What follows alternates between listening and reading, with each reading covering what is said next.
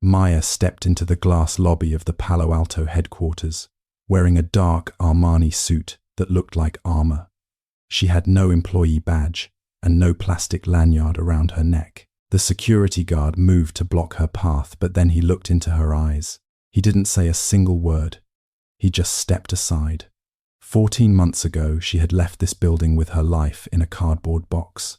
Today, she was finally back, and Maya definitely wasn't here to ask for her old job back. The air in the glass conference room was thick with the smell of expensive espresso and the hum of high-end servers. Julian stood at the front, his posture sharp like a blade, presenting the quarterly growth metrics to 200 employees. Everyone was silent, hanging on to his every word, because Julian didn't just run the company, he ruled it with a stopwatch. Maya sat in the back row, her laptop open, her mind racing between the complex code on her screen and the baby monitor hidden in her lap. Why did the nanny have to cancel on the most important morning of the fiscal year? The meeting was being streamed live to the remote teams, making the audience even larger and the pressure even more suffocating. Julian was midway through a slide about peak efficiency when a sharp, piercing wail cut through the professional atmosphere like a jagged knife. It was Maya's 6-month-old daughter screaming from the makeshift nursery Maya had set up in the tiny break room next door.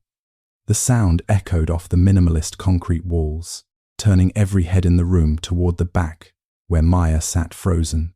Could the floor just open up and swallow her whole before the inevitable storm arrived? Julian stopped speaking mid-sentence, his eyes narrowing as he scanned the crowd until they landed directly on Maya's pale, panicked face. The silence that followed was far worse than the crying, a heavy, judgmental vacuum that made the heartbeat in her ears sound like a drum. He didn't look annoyed. He looked disgusted, the way a scientist might look at a contaminated sample in a sterile laboratory. Do you really think this is a daycare center or a high-stakes technology firm competing for global market dominance? But here is where it gets interesting, because Julian didn't just ask her to leave the room. He decided to make her an example. He walked slowly toward her, his expensive leather shoes clicking rhythmically on the polished floor, while 200 pairs of eyes watched the execution. He leaned over her desk, his voice dropping to a whisper that was somehow louder than a shout in the absolute stillness. You are a talented engineer, Maya, but you are also a persistent glitch in the operating system of this company. How many times have we adjusted your schedule only for your personal life to interfere with our collective march toward progress? He turned to the entire room, spreading his arms wide as if he were performing a tragedy on a Broadway stage. For the masses, this is what happens when we prioritize sentimentality over the cold, hard metrics of success that built this very skyscraper. We cannot afford to carry the weight of someone who is only half invested in the vision we are trying to create. Maya didn't defend herself, even though she had worked until 3 a.m. every night for the last 3 weeks. She didn't tell them that she had finished the legacy code migration ahead of schedule while holding a feverish child in her arms. She simply closed her laptop with a soft click and stood up, her spine straighter than anyone expected from a woman being publicly dismantled. Was it pride that kept her tears back? Or was it the realization that she was in the wrong room? Julian waved a dismissive hand toward the door, not even bothering to look at her as he began to walk back to his podium. Pack your things by noon because we are officially deleting this system error from the payroll before the next sprint begins. A few people looked away in shame, but most just watched, paralyzed by the specific cruelty of a man who equated human existence with a line of code. It was the kind of moment that changes the trajectory of a life forever, though nobody knew it yet. She walked to her cubicle in the corner, the one decorated with a single framed photo of her daughter and a stack of technical manuals. She found a discarded cardboard box near the recycling bin and began to fill it with her few personal belongings, one slow item at a time. The office continued to hum around her, the corporate machine already moving on as if she had never even occupied that space. Why does the world feel so much colder the moment you stop being useful to people who only value your output? She picked up her box, tucked her crying child against her chest, and walked toward the elevator without looking back at the glass-walled conference room. Behind her, she could hear Julian's voice rising again, talking about the future of the company and the need for absolute unwavering dedication from everyone. He was already laughing at a joke he made about cleaning house, and the sound of 200 people forced to chuckle followed her out. Maya walked out of the Palo Alto headquarters that day, but she left her old self somewhere in that cardboard box. The air in the glass conference room was thick with the smell of expensive espresso and the hum of high-end servers. Julian stood at the front, his posture sharp like a blade, presenting the quarterly growth metrics to 200 employees. Everyone was silent, hanging on to his every word, because Julian didn't just run the company, he ruled it with a stopwatch.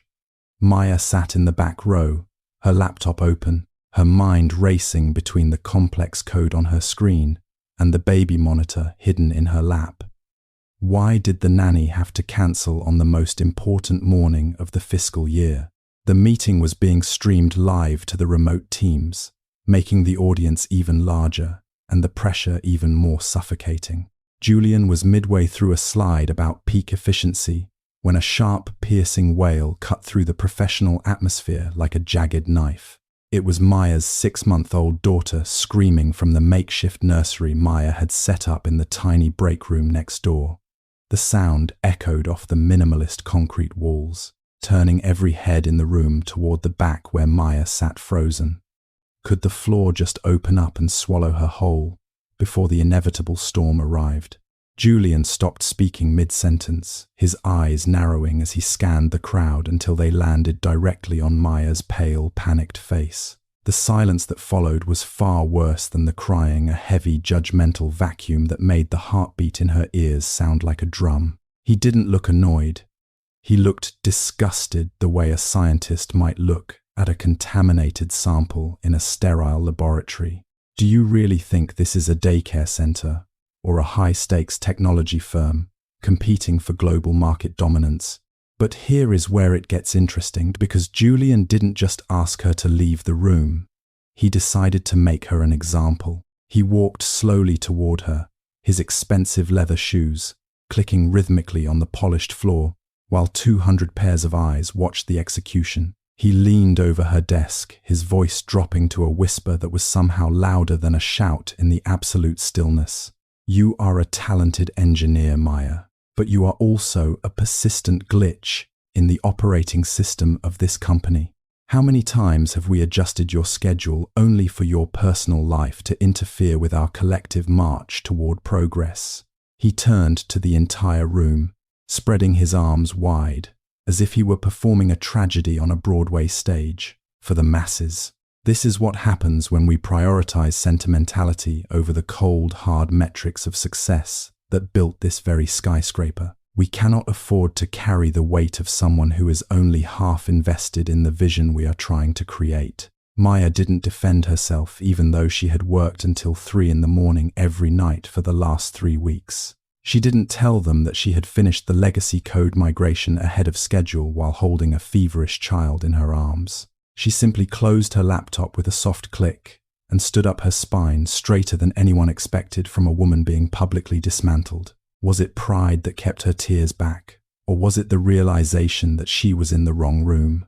Julian waved a dismissive hand toward the door, not even bothering to look at her as he began to walk back to his podium. Pack your things by noon, because we are officially deleting this system error from the payroll before the next sprint begins.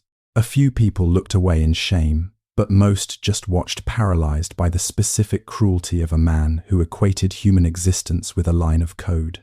It was the kind of moment that changes the trajectory of a life forever, though nobody knew it yet. She walked to her cubicle in the corner, the one decorated with a single, framed photo of her daughter and a stack of technical manuals.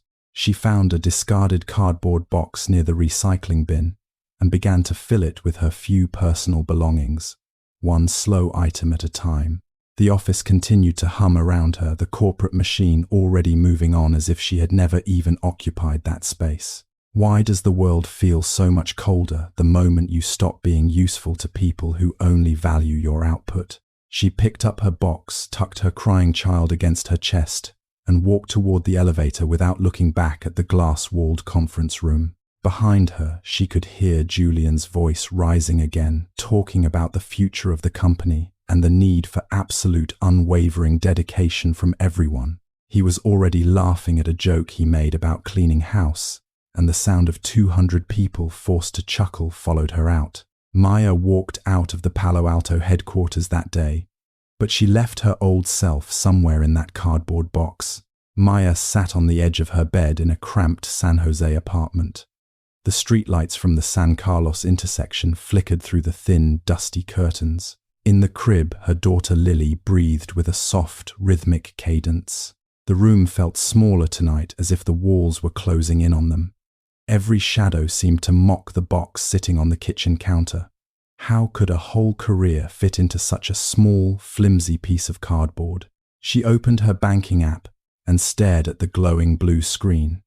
The number reflected back was exactly $1.200, and not a single penny more. Rent was due in 10 days, and Lily's next pediatrician visit was Friday. Silicon Valley doesn't care about your stories or your sleepless, exhausting nights. It only cares about your ability to pay for the privilege of existing. Could she survive on this for more than a single desperate month? Her mind raced to the specialized heart monitor Lily needed for her condition. The insurance from her job would vanish by the end of the week. Each medical bill in America feels like a sentence handed down by a judge. Without that coverage, a single emergency could wipe out their entire future instantly. Maya felt a cold sweat prickling at the back of her tired neck. Why did being a mother feel like a liability in this modern world? But the real secret is fear can only paralyze you if you let it. Maya looked at her daughter's tiny sleeping hand curled into a fist. She realized that crying was a luxury she simply could no longer afford. Tears wouldn't pay for the medicine or the heat in the winter. She needed a plan that was stronger than Julian's arrogance or his cruelty. If they wanted a machine, she would become the most efficient one. She walked to the kitchen and cleared a space next to the baby bottles. Her old laptop hummed to life, the fan whirring like a small, determined engine. Knowledge was the only thing Julian couldn't take away from her that morning. He could take her salary, her desk, and her professional reputation today, but he couldn't take the brain that had built his most successful features. She opened a blank document and titled it, "The Path Back." She would learn the things that were currently making the world go round. AI, deep learning, and the complex architecture of the future were her targets. She didn't need a fancy office or a corporate title to grow stronger. She just needed a quiet room and the iron will of a mother. Tomorrow she would visit the library and start the difficult long journey. Julian thought he deleted a glitch, but he actually started a revolution. The San Jose Public Library became her daily sanctuary, a quiet island of knowledge surrounded by the chaotic and expensive reality of the Silicon Valley landscape. She arrived every single morning at exactly 9:00 a.m., pushing Lily in a stroller, while carrying a heavy stack of borrowed textbooks on linear algebra and advanced probability theory. She no longer had a high-end office, with a view only a scratched wooden table in the back corner, where the morning sunlight hit the floor. She opened her old laptop and began to dissect the complex structures of neural networks, her tired eyes burning from the glowing screen and the lack of sleep. But wait, there's more to this struggle, because her days didn't simply end when the library closed its heavy doors at the end of every sunset. She spent 4 long evenings every week waitressing at a local diner on Stevens Creek Boulevard, carrying heavy trays of burgers and fries in worn-out sneakers. She memorized Python syntax and complex data structures while refilling coffee mugs for tech workers who spent their time complaining about their generous stock options. Every single tip she earned went directly into a small glass jar labeled Lily's Future, a growing symbol of her silent defiance against the world. She dove deep into the world of big data and machine learning, teaching herself how to build predictive models that could identify hidden patterns in systems. The logic of the code was beautiful because it didn't care about her status as a mother or her dangerously low bank account balance. A computer does not judge you for your painful past. It only cares if your logic is sound and your syntax is perfectly and undeniably correct. She learned to speak the language of the future, spending her midnight hours debugging complex scripts while Lily slept soundly in the crib beside her. The weeks slowly turned into long months, and the seasons in the valley changed from the dry, punishing heat of summer to the crisp mornings. Her notebooks were filled with hundreds of pages of complex diagrams, architectural charts, and the messy scribbled thoughts of a woman reconstructing her entire soul. She stopped seeing herself as a victim of Julian's cruelty and started seeing herself as the architect of her own inevitable and powerful return. Why should she ever settle for a seat at someone else's table when she finally had the tools to build a much larger one? By the end of the 6th month, the lines of code on her screen started to make sense in a way that felt like a revelation. She was no longer just copying examples from a textbook. She was creating original solutions for problems that most people in Julian's office couldn't even name. She built a prototype for a humanitarian AI project, something designed to help low-income families navigate the complex and confusing maze of social services.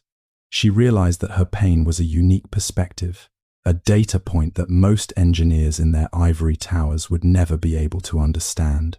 She began applying for remote internships and freelance consulting gigs, using a carefully chosen pseudonym to avoid any lingering gossip from her previous high-profile termination. Each project she completed was a small victory, a single brick in the foundation of the person she was becoming during these quiet months of transformation. She wasn't just learning how to code, she was learning how to lead with a heart that had been broken and then carefully mended. Could anyone have predicted that a cardboard box full of personal items would lead to such an incredible intellectual explosion in this apartment? The 7th week of her self-imposed exile began with a heavy fog that swallowed the morning sun in Palo Alto. Maya sat at her usual scratched wooden table, the scent of old paper acting as her only comfort. Lily was fast asleep in the stroller beside her, a pink blanket draped over the edge to block the flickering lights. Maya's fingers moved across the keyboard with a frantic energy that only a woman with limited funds could understand. She was building an algorithmic bridge to match single parents with local resources. It was her soul in code, a digital map for those navigating the dark woods alone. She had been staring at the same block of logic for hours, her vision blurring as red error messages blinked on her screen. There was a recursive loop. She couldn't break a flaw that made her predictive model fail every time. She leaned back and rubbed her temples, feeling the weight of her inadequacy pressing down on her chest.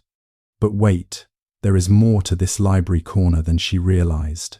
An older man had been sitting at the table across from her for weeks reading the paper. He wore a faded cardigan and glasses that made his eyes look sharp. He had been watching her. Finally, he cleared his throat, a dry sound that shattered the absolute stillness of the dusty reference section. "You're overweighting the historical income data," he said, without even looking up, his voice calm and authoritative. Maya jumped slightly, her heart racing as she looked at the stranger who had diagnosed her failure with one sentence. She didn't know whether to be angry at his intrusion or shocked by his insight.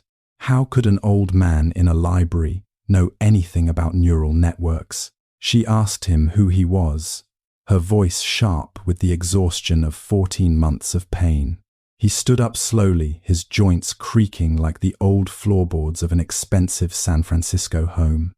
His name was Arthur, a retired venture capitalist who had helped build the foundations of the tech world before Julian was born. He pointed at a specific line of her code with a weathered finger that showed no sign of age. "Your logic is technically correct, but your perspective is far too human for the parameters of your software," he whispered. "You are trying to solve a human problem with a cold solution." He wasn't just an old man. He was an angel, finding magic in the mess. Maya felt a jolt of recognition as she realized that Arthur wasn't mocking her. He was actually mentoring her in a library. He began to explain how she could adjust her algorithm to prioritize empathy over efficiency, a concept Julian called a glitch. Now, listen carefully, because this is where everything started to shift for Maya. Arthur didn't pull out a checkbook or offer her easy money to fix her immediate financial problems. He knew that money was a temporary bandage, but a real opportunity was a permanent cure. He looked at Maya's fierce face and saw potential that corporate recruiters always ignored. He told her about a social project he advised, a non-profit incubator designed for technology the market had left behind. "I don't give handouts to people who are capable of building their own kingdoms," he said with a small smile. "I am offering you an unpaid internship at this foundation, a chance to prove that your human-centric logic is the future." It was a brutal offer for a woman who couldn't afford her next month of rent. He was asking her to work for free while her life was on the line, but he was also offering her a seat at the table. Maya looked at Arthur, then at her daughter, and back at the red error messages on her laptop screen. She realized this was the twist in her story she hadn't expected to find in the back of a library. Julian had fired her because he thought her life was a liability, but Arthur was hiring her because he knew it was an asset. She didn't ask about the lack of pay or the long hours. She simply reached out her hand and shook his, her grip firm and final. This was the moment a business angel realized he was looking at a visionary. They spent the next hours reworking her plan, the air electric with the spark of genuine collaboration. Arthur pushed her to think bigger, to stop worrying about the past and start defining the future. She learned more in that afternoon than she had in 4 years at her previous job. The library lights eventually dimmed, signaling that their time in the sanctuary was ending. Maya packed her things, but the weight in her box felt lighter. She walked out into the Palo Alto evening with a clear mission and an ally who believed in her reality. The changing seasons in Palo Alto began to shift quite rapidly now. The dry heat gave way to the cool, crisp mornings of November. Maya didn't count the days anymore as she worked so hard. She counted the breakthroughs in her complex code instead of the time. Every sunrise found her at the same scratched library table as before. Her small apartment was filled with sketches and detailed system diagrams now. She was building a digital world that simply didn't exist yet. She focused on the intersection of advanced math and human empathy. Her AI model was designed specifically for the unseen, hard-working people. It wasn't about squeezing profit from every single vulnerable user online. It was about creating a sturdy safety net for single parents everywhere. She called the project the Guardian Protocol in her private notes. The algorithm learned to recognize when a family needed financial help. It offered smart solutions before the crisis actually hit the home. Arthur taught her that true power isn't about total corporate control. It is about the ability to lift other people up high. Julian managed his team through fear and the constant threat of deletion.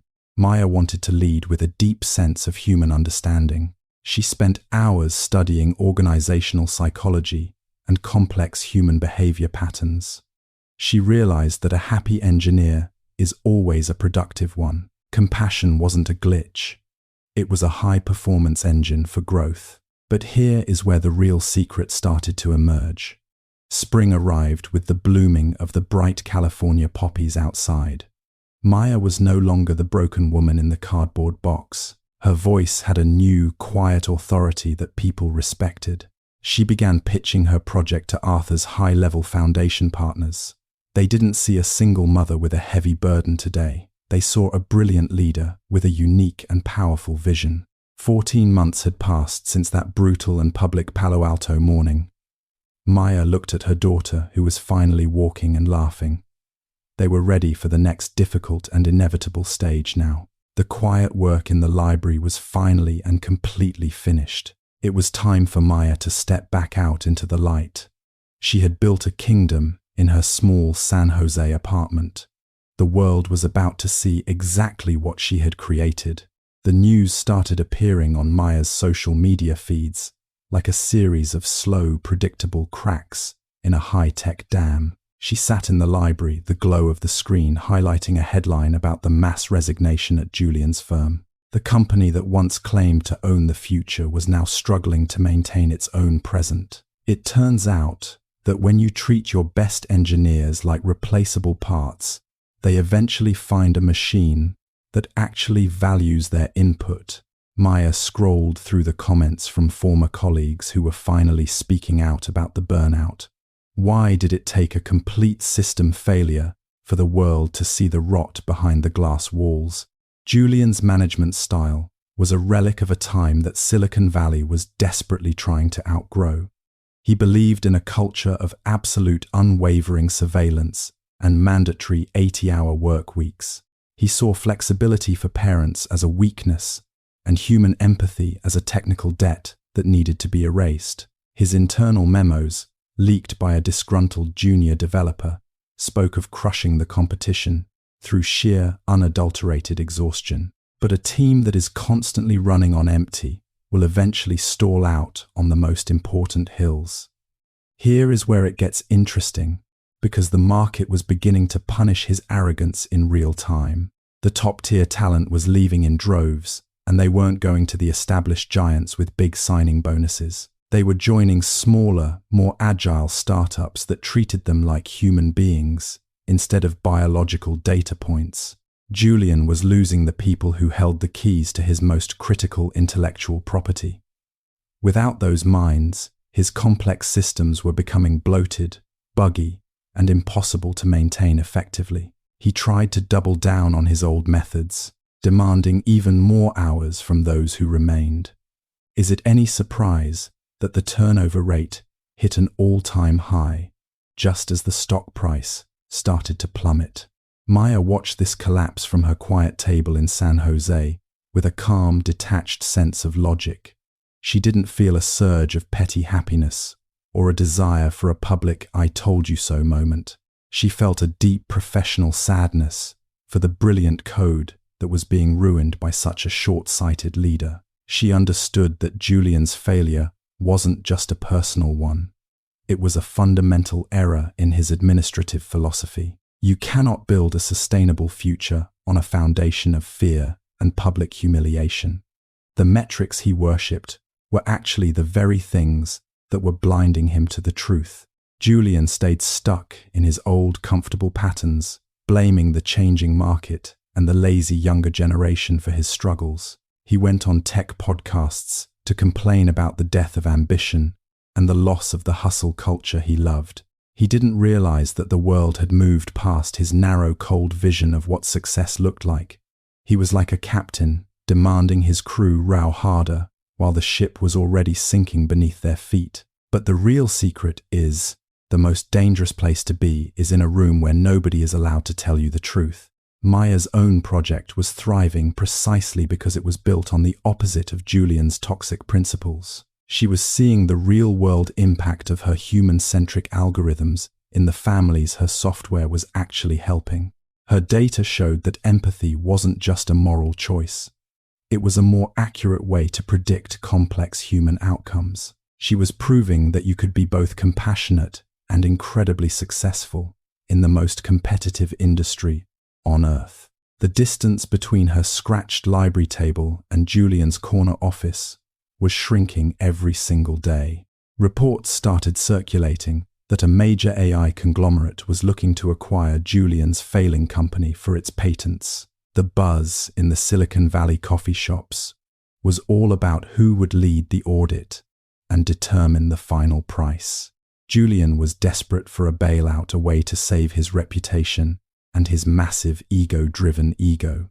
He thought he was preparing for a standard corporate merger with a few boring suit-wearing accountants. He had no idea that the past was coming back to collect a very specific kind of debt. Maya closed her laptop, her decision finally made and her strategy perfectly in place. The 14 months of quiet preparation were over, and the era of the glitch was about to begin. The conference room at Orion AI was a far cry from the dusty library corner in San Jose. Maya stood by the floor-to-ceiling windows, looking out at the sprawling corporate campuses of Mountain View. The air was pressurized and perfectly filtered, smelling faintly of expensive ozone and ambition. Behind her, the board members of the largest AI conglomerate in the world were discussing their next strategic acquisition. They needed the natural language patents held by a struggling firm called Zenith Systems, Julian's company. The CEO of Orion, a woman who moved with the precision of a master clock, tapped a digital file. "We need someone who understands Zenith's core architecture better than they do," she said quite firmly. "Someone who can see through the inflated metrics and find the real value hidden in their messy legacy code." She looked directly at Maya, the lead auditor, who had spent the last 8 months rewriting the foundation of ethical AI. "Do you feel prepared to lead the due diligence team for this specific and critical purchase?" Maya didn't hesitate for a single heartbeat, her spine straight and her expression perfectly unreadable. She knew every line of that code because she was the one who had actually written the most successful parts of it.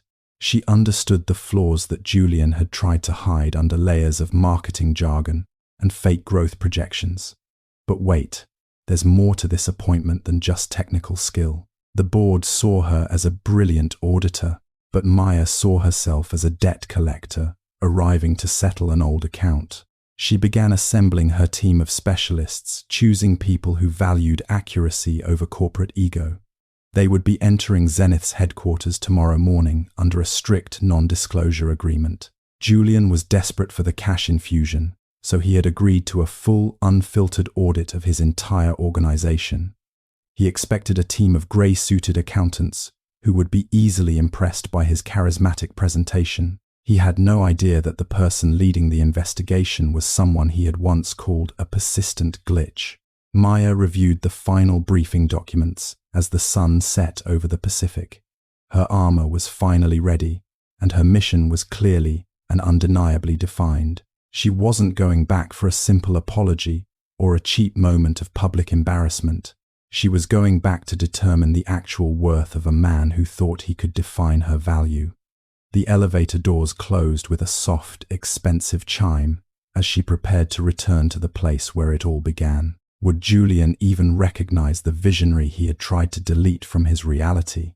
The lobby of Zenith Systems headquarters felt colder than the January morning Maya had left it 14 months ago. She walked through the heavy glass doors, her heels clicking with a rhythmic, steady authority on the polished marble floor. The air was stale, smelling of stress, vanilla-scented air freshener, and the frantic energy of a company trying to hide its own decline. She led her team of 4 specialists toward the main conference room, the very same one where her career had once been publicly executed. Why does a place that held so much pain always seem so much smaller when you return with the power to change its future? Julian sat at the head of the long mahogany table, the same seat he had used to rule his kingdom with an iron stopwatch. But the man in that chair wasn't the invincible, sharp-edged ruler Maya remembered from that brutal day. His hair was noticeably thinner at the temples. His expensive tie was slightly crooked, and his eyes were glued to a spreadsheet that clearly didn't have the answers he needed. He looked like a captain waiting for a storm to sink his boat, his skin pale under the harsh LED lights. He was tapping a silver pen against the table, a nervous tick that betrayed his supposed corporate composure to everyone in the room. The heavy door opened, and Maya stepped into the space, with her team trailing behind her like a professional security detail. Julian looked up, his face instantly shifting into a practiced salesman-like grin that didn't quite reach his anxious, wandering eyes. He saw a woman in a perfectly tailored charcoal Armani suit, her dark hair pulled back into a sharp professional bun that showed no weakness. He saw the high-level representative of the massive AI conglomerate that currently held his entire future in their hands. But here is where it gets interesting, because he didn't recognize the persistent glitch he had deleted over a year ago. Maya sat directly across from him, placing her slim leather folio on the table, with a quiet, deliberate thud that echoed in the silence. Julian began his usual routine, talking about Zenith's unparalleled market potential and their aggressive roadmap for global AI dominance. He spoke as if the mass resignations and the plummeting stock price were just minor technical hurdles in a grander, more successful plan. He was still trying to sell a beautiful dream to a group of people who were only there to perform an autopsy on his reality. Does he really believe his own lies, or is he just terrified of the quiet that comes after they fail? Maya stayed perfectly silent as her team began unpacking their tablets and connecting to the secure internal Zenith servers. She watched Julian's hands as he talked, noticing the slight unmistakable tremor in his fingers as he pointed at the false growth projections. She was no longer the panicked, exhausted mother trying to quiet a crying baby over a loud and public Zoom call. She was the one holding the stopwatch now, and every second was making Julian look more like a relic of a dying era. She opened her folio and pulled out a single sheet of paper, her movements slow and perfectly controlled. Julian leaned forward, trying to read the name on her folder, but Maya kept it angled, just out of his frantic, desperate reach. He thought he was dealing with a complete stranger, a cold professional sent from Mountain View to decide if his life's work was worth saving, because the silence in that room was becoming a physical weight that Julian's ego couldn't handle for much longer. He laughed, nervously, trying to break the tension with a tired joke about the intensity of the modern tech market. Maya didn't smile. She just looked at him with an expression that was as sharp as a surgical blade. She finally looked him directly in the eye, and for a split second, Julian's salesman grin faltered into a confused, lingering frown. He felt a flicker of something familiar in her steady gaze, a distant memory of a face he had tried to erase from his mind. But he quickly dismissed the thought, because surely that system error could never end up in a room of this caliber. He sat back, trying to reclaim some of his lost authority, and asked the lead auditor where exactly they should begin their deep dive. Maya opened her mouth to speak, and the sound of her voice made the silver pen fall from Julian's hand. Julian picked up the silver pen from the floor, a slight flush of irritation crossing his face as he tried to laugh off the awkward moment with a dry, hollow chuckle. He leaned back in his expensive ergonomic chair, a thin, oily layer of confidence finally returning to his pale and anxious face. He adjusted his silk tie with a flourish and spread his hands across the table as if he were still welcoming guests to a lavish dinner party at his Palo Alto home. He spoke with a smooth, practiced baritone that had fooled hundreds of hungry investors during the last fiscal year. "We are absolutely thrilled to have Orion AI in the room today," he began, his eyes scanning the silent faces of the auditors with a desperate hidden hunger for approval. He was performing a version of success that no longer existed, a ghost story told in a dying corporate language. Why do men like him always believe their own voice is the only cure for a broken and bleeding balance sheet? He looked directly at Maya, though her official nameplate was still turned slightly away from his curious and wandering gaze. He didn't see the woman he had crushed 14 months ago. He only saw a hurdle he needed to charm his way over with a few well-timed smiles and empty promises.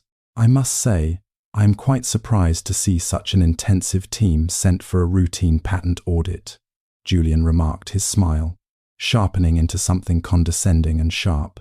He leaned closer toward her, lowering his voice, as if sharing a corporate secret among elite friends in a private Silicon Valley club. "It must be quite a heavy burden for you leading a professional team like this, while managing a complicated and demanding home life." He let the sentence hang in the cold air, a verbal trap designed to remind her of her supposed place.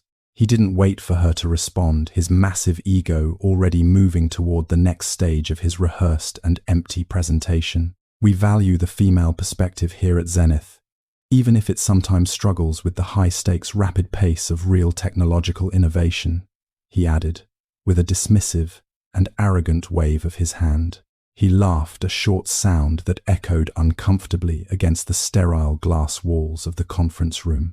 "I've seen many talented women let their professional focus drift toward nursery rhymes and pediatrician appointments when the pressure of a global software sprint becomes too much.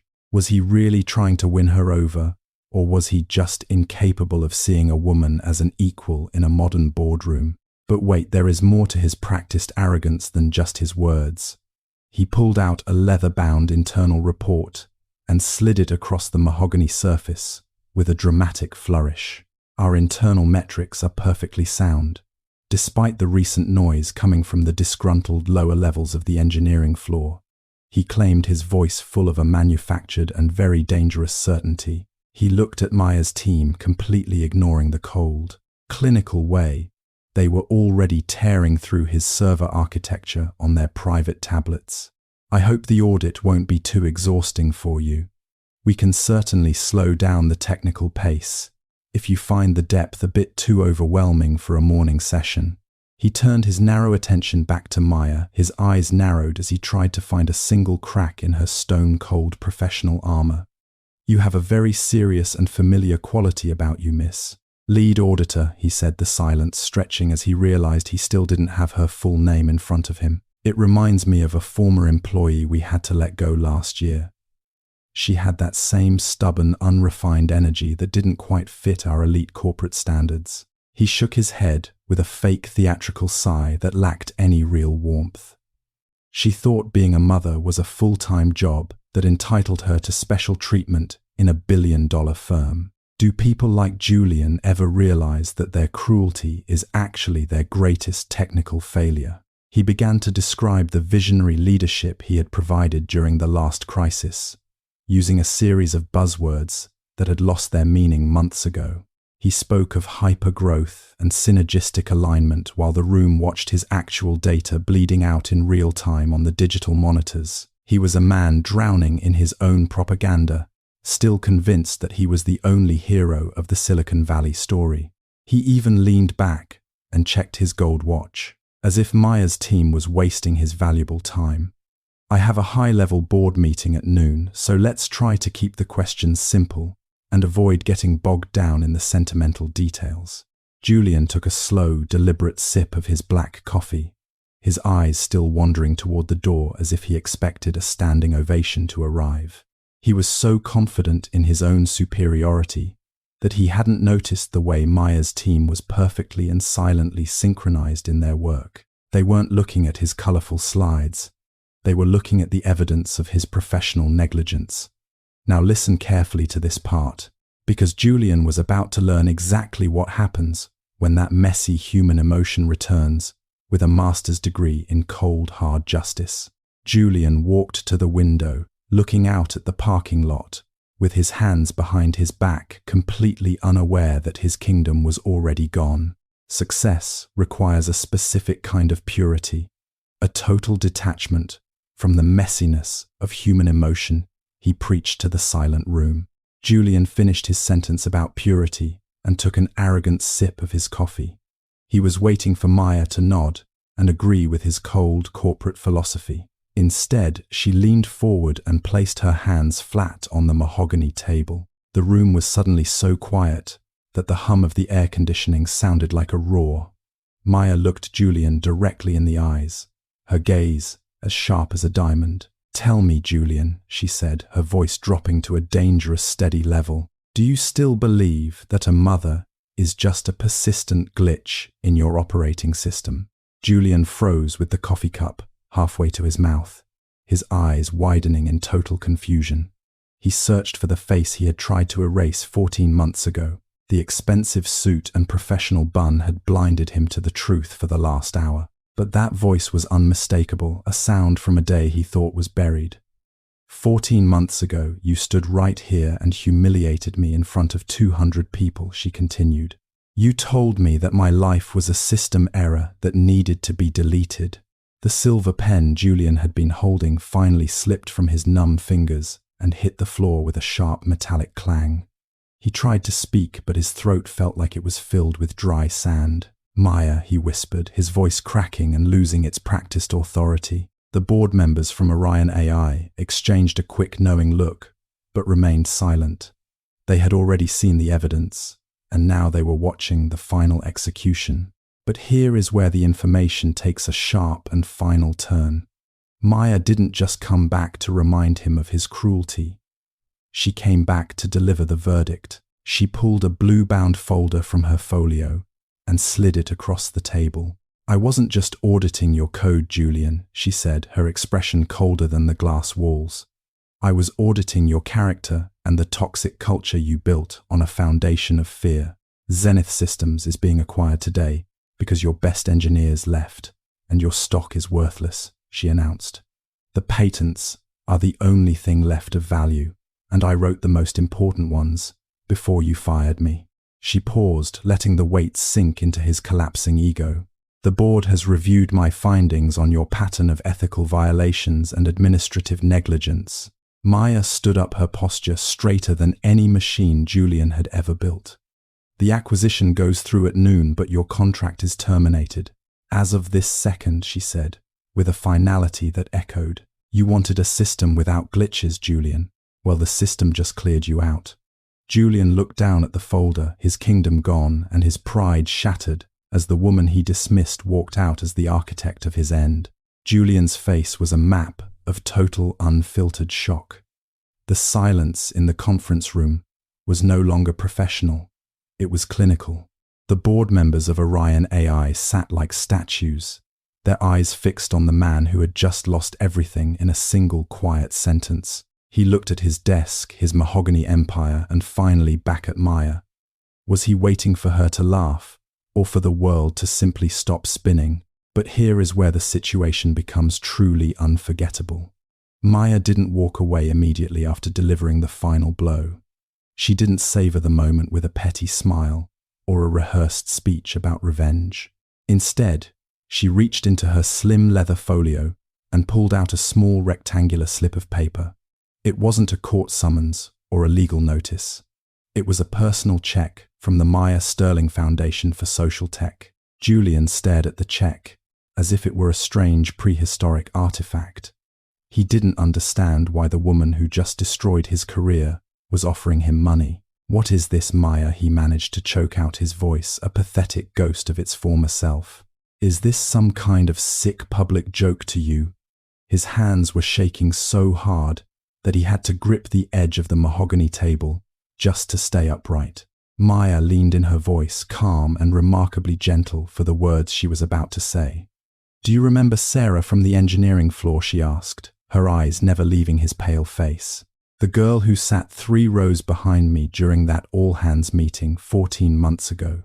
Julian shook his head slowly, his mind a chaotic blur of faces he had never bothered to learn. Why would he remember a junior developer when he was too busy worshipping his own reflection? Maya continued, her tone conversational, as if they were discussing the morning weather.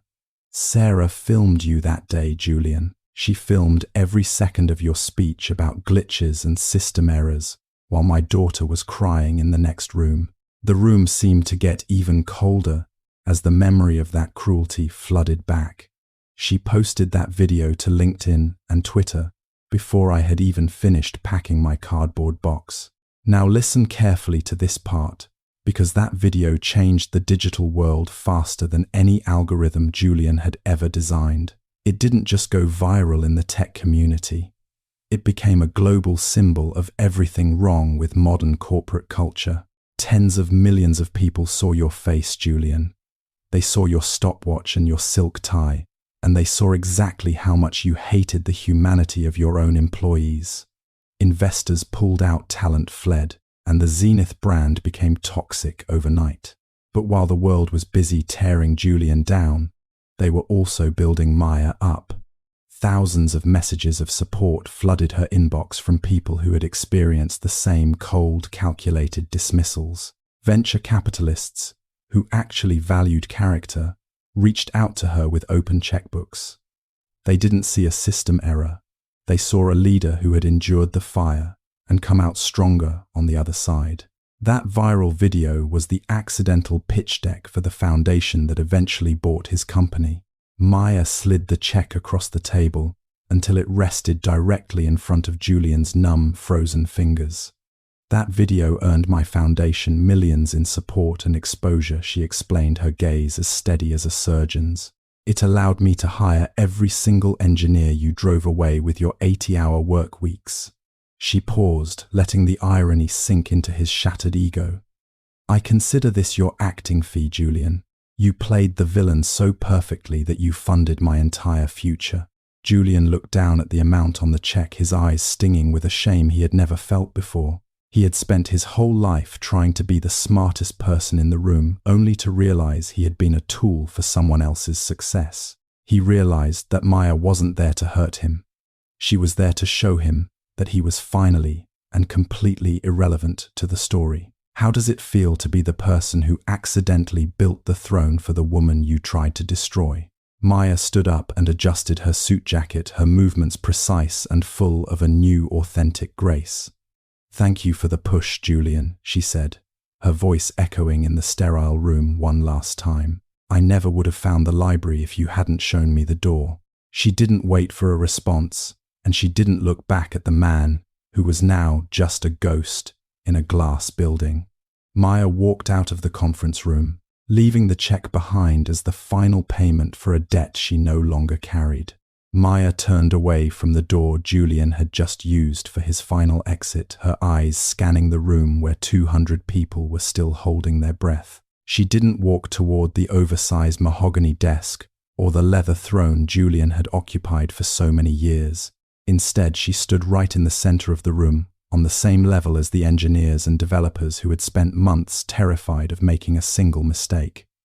The cold mechanical hum of the server room was still there, but the suffocating pressure Julian had used to rule his kingdom was starting to evaporate.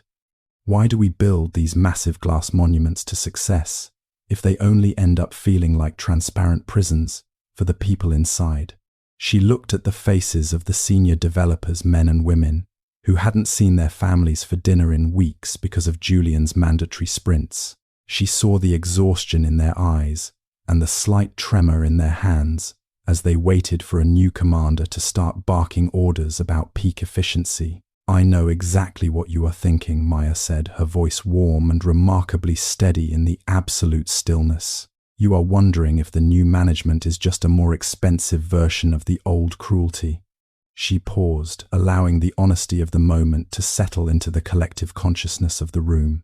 Maya began to talk about the philosophy she had spent 14 months perfecting in that quiet library corner in San Jose. She spoke about the difference between a high-performance machine and a thriving community of actual human beings. Julian had viewed every single one of them as a biological data point that needed to be optimized or deleted from the payroll. He thought that empathy was a technical debt that slowed down the march toward global market dominance. But a company that values its stock price more than its souls will always find itself bankrupt of innovation in the end. But wait, here is where it gets interesting. Because Maya didn't just give a speech about feelings. She brought a new operating system for the entire company. She announced that Zenith Systems would be the first to implement the Guardian Protocol as its core organizational structure. She told the room that the era of 80-hour work weeks and public humiliation was officially and permanently over. Effective immediately, every single employee would have access to flexible remote work and a mandatory 4-day work week. Success is not measured by the number of hours you spend sitting at a desk under LED lights. It is measured by the quality of the life you lead when you leave this building. She looked directly at Sarah, the developer who had filmed the video that changed everything, and gave her a small knowing nod of gratitude. "We are launching an in-house childcare center on the first floor starting next month." Maya continued, her voice rising with a new kind of authority. "No parent in this company will ever have to hide a baby monitor under their desk or apologize for a crying child again." The silence in the room was finally broken not by a baby's cry, but by the sound of 200 people exhaling at the exact same time. It was the sound of a toxic culture finally being flushed out of the system, because Maya's message wasn't just about kindness. It was a masterclass in modern business logic. She explained that by treating people with dignity, they were actually creating a more resilient and powerful organization for the long term. Compassion wasn't a glitch. It was the ultimate insurance policy against the burnout and turnover that had almost destroyed Zenith. She wasn't just the architect of a new algorithm. She was the architect of a new way to exist in Silicon Valley. Maya stood before them as a mother, an engineer, and a leader who knew that the most valuable code in the world is the one that connects us to each other. Maya walked away from the bright lights and the lingering applause of the main engineering floor. She needed a moment of absolute quiet to let the reality of the day finally sink in. She found Sarah sitting in the back of the small, dimly lit employee break room near the servers. Sarah was the same junior developer who had been completely invisible to Julian for 3 long years. She was holding a cold cup of tea, staring out at the parking lot with a heavy expression. Maya sat down across from her, the expensive Armani fabric of her suit rustling in the stillness. "I never got the chance to say thank you properly, Maya," began her voice soft and very genuine. Sarah looked up her face, a mixture of lingering fear and a sudden overwhelming sense of relief. She had spent 14 months wondering if she had ruined Maya's life by posting that specific video. She didn't know if the exposure had helped or if it had just made the pain public. "I just couldn't sit there and watch him do that to you," Sarah whispered, her eyes filling. "Why do we stay silent when we see someone being treated like they don't actually matter?" Sarah explained how her hands had been shaking while she held her phone under the desk that morning. She was terrified of being caught by Julian's security team or losing her own health insurance. But the sound of Lily crying had triggered something deeper than her fear of a corporate boss. She saw a mother fighting for her child and a man trying to extinguish that beautiful light. Sarah had uploaded the file to a burner account, hoping someone, somewhere, would see the truth. She didn't expect a revolution. She just wanted a single person to care.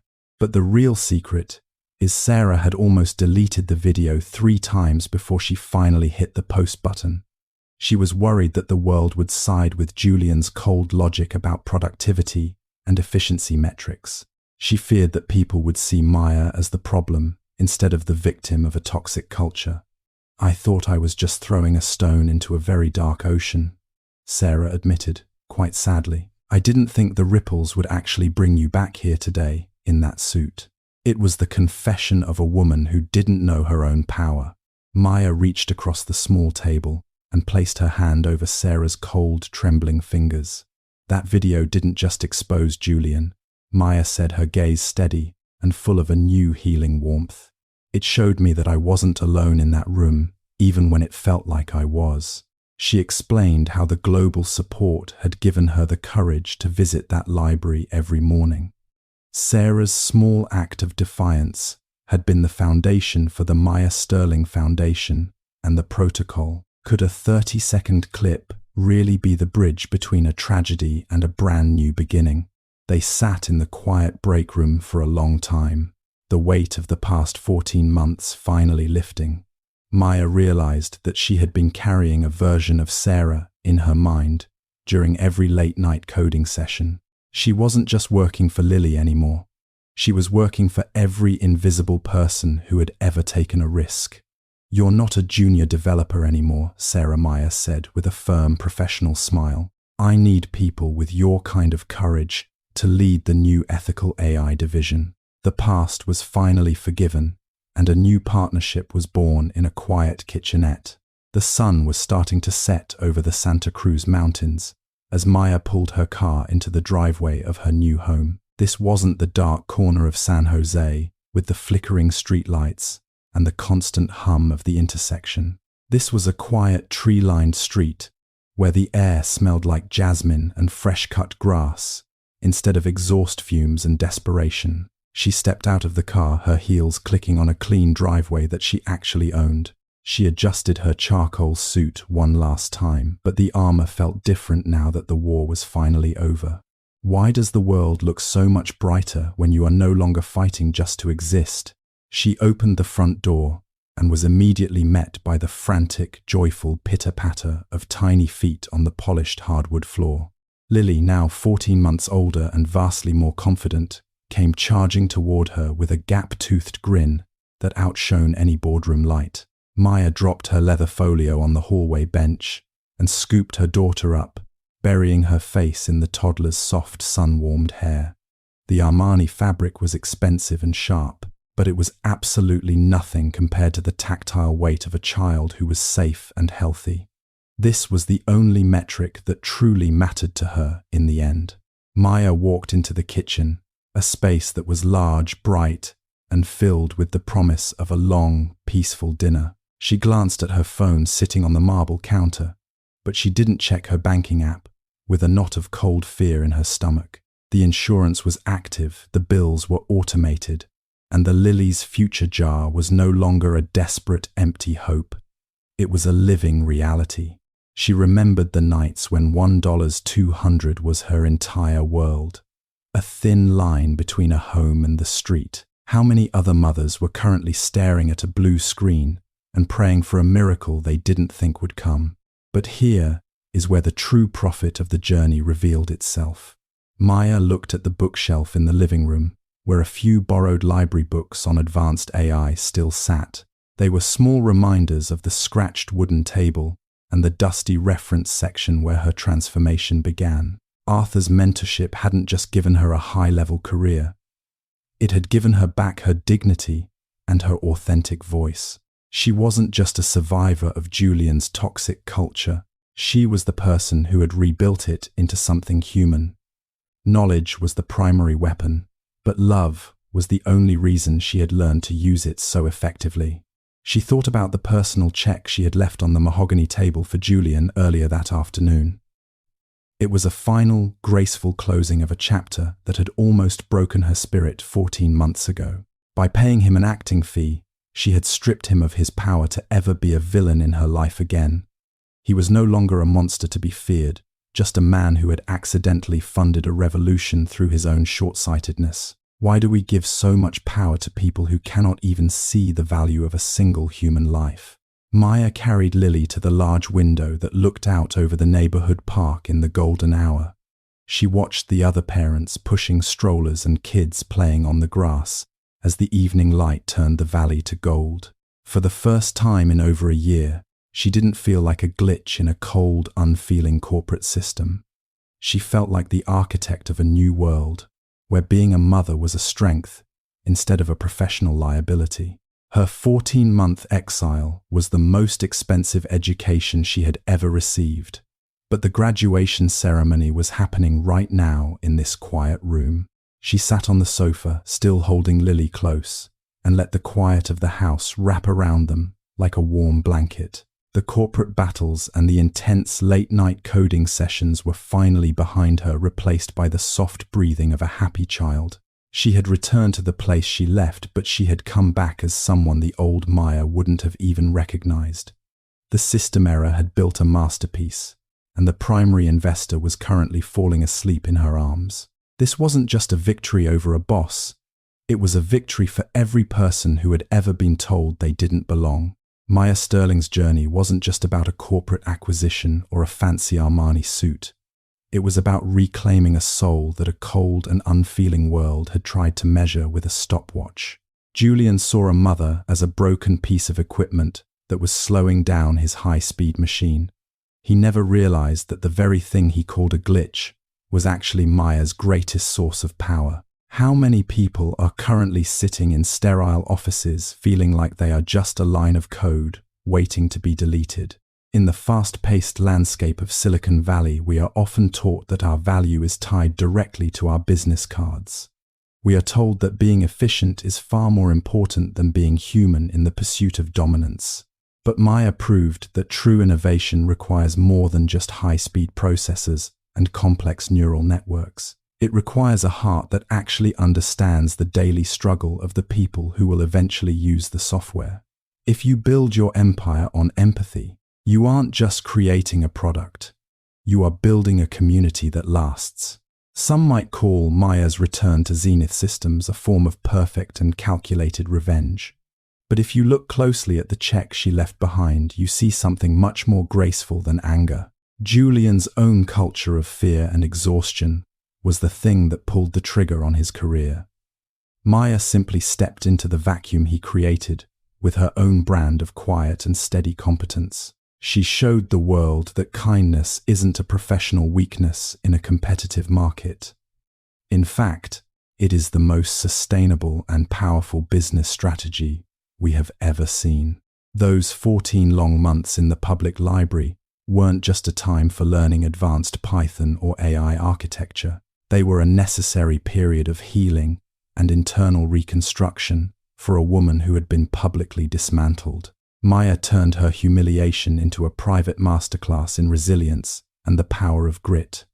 She realized that knowledge is the only weapon that a cruel boss can never take away from your hands. When you have the truth and the tools, you no longer have to beg for a seat at the table. If you are listening to this right now and you feel like a system error in someone else's narrow vision, please listen. Your personal circumstances do not define your professional ceiling, no matter what a Julian might tell you. Your role as a parent or a caregiver is not a liability to your career. It is your unique data point that allows you to see the human solutions that others are too blind to find. Don't let a person with a silver pen decide what you are truly worth today. True success isn't found in a mahogany office or a high-level title at a global conglomerate. Maya found her true profit in the joyful pitter-patter of tiny feet on a polished hardwood floor. She returned to the place she left, but she came back as a person the old Maya wouldn't have recognized. The system error built a masterpiece, and the primary investor was a happy child falling asleep in her arms. This wasn't just a victory over a boss. It was a victory for every person told they didn't belong.